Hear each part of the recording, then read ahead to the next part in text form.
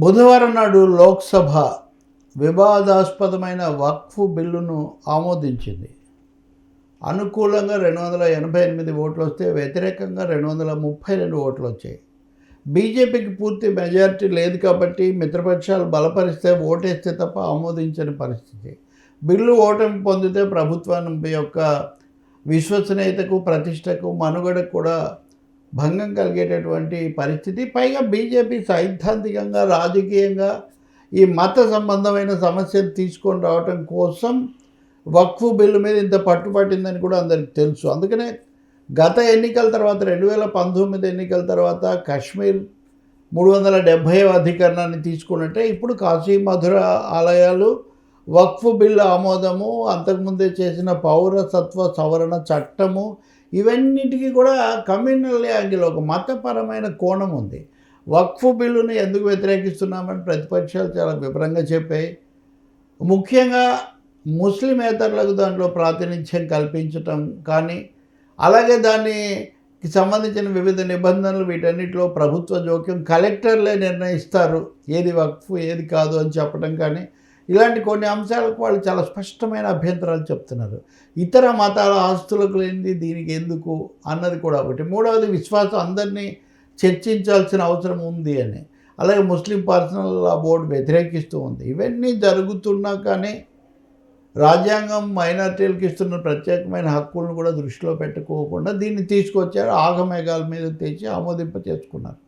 ఇది ఒక ఎత్తు అయితే, ఈ ఆమోదించడంలో ఉన్నటువంటి రాజకీయ పార్టీల వైఖరులు, తెలుగుదేశం పార్టీ ఈ బిల్లును పూర్తిగా బలపరిచింది. తెలుగుదేశం, జేడీయూ, తర్వాత లోక్ జనశక్తి పార్టీ ఇవి బలపరిచాయి కాబట్టి, అలాగే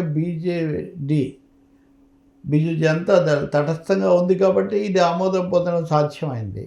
మిగిలినటువంటి డిఎంకే లేదా ఇట్లాంటి పార్టీలు, బీఆర్ఎస్ లాంటివి కూడా దీన్ని పూర్తిగా బలపరిచినటువంటి పరిస్థితి లేదు. లోక్సభలో ఎలాగో ఆమోదం పొందినప్పటికీ రాజ్యసభలో ఆమోదం పొందడం అంత సులభం కాదు. అక్కడ బలాబలాల ప్రకారం కొన్ని పార్టీలు కనుక వ్యతిరేకిస్తే, ముఖ్యంగా వైసీపీకి అక్కడ బలం ఉంటుంది, బీఆర్ఎస్కు స్థానాలు ఉన్నాయి, ఇంకా డిఎంకే అన్నీ కలిస్తే అక్కడ దాన్ని నిలవరించడం సాధ్యమవుతుంది.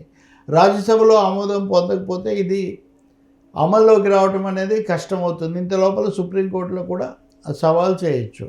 ఇక్కడ సమస్య ఏమొచ్చిందంటే, తెలుగుదేశం పార్టీ ముస్లింల ప్రయోజనాలు, పట్టువిడుపులు ప్రదర్శించాలి కొన్ని చెప్పినప్పటికీ పూర్తి స్థాయిలో దీన్ని బలపరిచింది. ఈ విషయమే జాతీయ స్థాయిలో పరిశీలకులను ఆకర్షిస్తుంది. ఈ మధ్యకాలంలో దక్షిణ భారతం యొక్క రాష్ట్రాల ముఖ్యమంత్రులు సమావేశమై ఈ జనాభా తక్కువ ఉంది కాబట్టి సీట్లను తగ్గిస్తామన్నప్పుడు అది రాజ్యాంగరీత్యా అన్యాయం అవుతుంది ఈ రాష్ట్రాలకు అని వాళ్ళందరూ ఒక ఉమ్మడి ప్రయత్నం చేశారు. ఆఖరికి జగన్మోహన్ రెడ్డి కూడా ఏదో ఒక భాషలో వైసీపీ తరఫున ప్రధానమంత్రికి ఒక లేఖ రాశారు. బీఆర్ఎస్ కేటీఆర్ అయితే ఆ సభకే హాజరయ్యారు.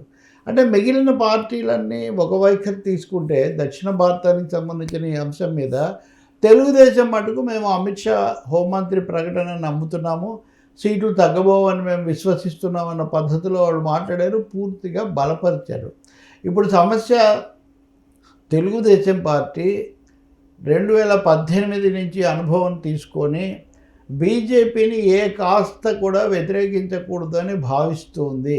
అందుకనే ప్రతి అంశం మీద మాటలేం చెప్పినా కానీ పూర్తిగా సంపూర్ణంగా బీజేపీని బలపరిచే ఒక వైఖరి తీసుకుంది అని. తీసుకున్నప్పుడు ఈ రాష్ట్రానికి ప్రత్యేక హోదా లాంటి అంశాలు, వీటి మీద 2018లో చంద్రబాబు నాయుడు కొంత విభేదించి బయటకు వచ్చారు. కానీ దానివల్ల తెలుగుదేశానికి ఏం లాభం జరగకపోగా పూర్తి నష్టం జరిగింది.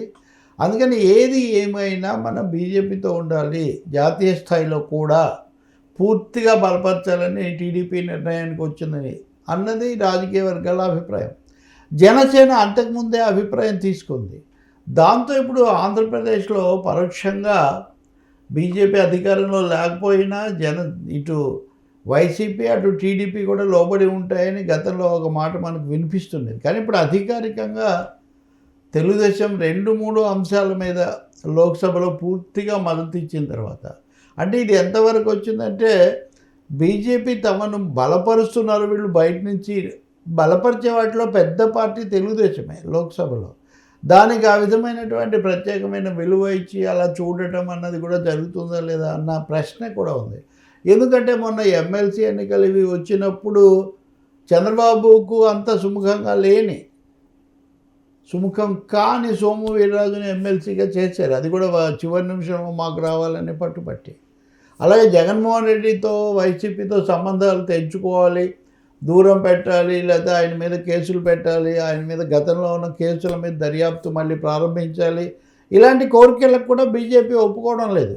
అంటే తెలుగుదేశానికి చంద్రబాబుకో లోకేష్కో సంబంధించిన ఒక్క అంశాన్ని కూడా బీజేపీ మన్నించకపోయినప్పటికీ, అమలు చేయకపోయినప్పటికీ తాము మాత్రం బేషరతుగా 100% బీజేపీ వెనకే ఉండాలని నిర్ణయించుకోవటం జాతీయ రాజకీయాల్లో ఒక ముఖ్యమైన అంశం. దక్షిణ భారతంలో ఒక పార్టీ ఈ విధంగా చేయటం అన్నది అధికారికంగా వైసీపీ కూడా బలపరిచింది, లోబడి ఉంది. కానీ వాళ్ళు కలవలేరు కూడా. వాళ్ళకున్నటువంటి వాళ్ళ మత సంబంధమైన నేపథ్యం బీజేపీ కోణంలో వాళ్ళకు చెప్పేటటువంటి మాటలు చూసినప్పుడు వాళ్ళిద్దరు కలిసే అవకాశం లేదు. సో వాళ్ళ సామాజిక పునాదులు అవి వేరుగా ఉన్నాయి కాబట్టి. అందువల్ల తెలుగుదేశం ఈ ప్రయాణం ఎంతవరకు జరుగుతుంది, ఈ జరగడంలో మళ్ళీ జనసేన తెలుగుదేశం యొక్క పాత్ర ఎలా ఉంటుంది, ఇక్కడ జనసేన కూడా తెలుగుదేశం ఇంత తీవ్ర స్థాయిలో బలపరుస్తూ ఉంది, వెంటనే ఉంటుందని అన్న తర్వాత బీజేపీతో తమ సంబంధాలను సమన్వయాన్ని పెంచుకోవాలి అని భావిస్తుంది, దానికోసం ఏర్పాట్లు చేసుకుంటూ ఉందని కూడా వస్తుంది. అందువల్ల ఇది నెమ్మదిగా చాప కింద నీరులాగా ఆంధ్రప్రదేశ్ రాజకీయాల్లో, పాలనా వ్యవస్థలో బీజేపీ పట్టు పెరగడం అన్నది తథ్యంలాగా కనిపిస్తుంది.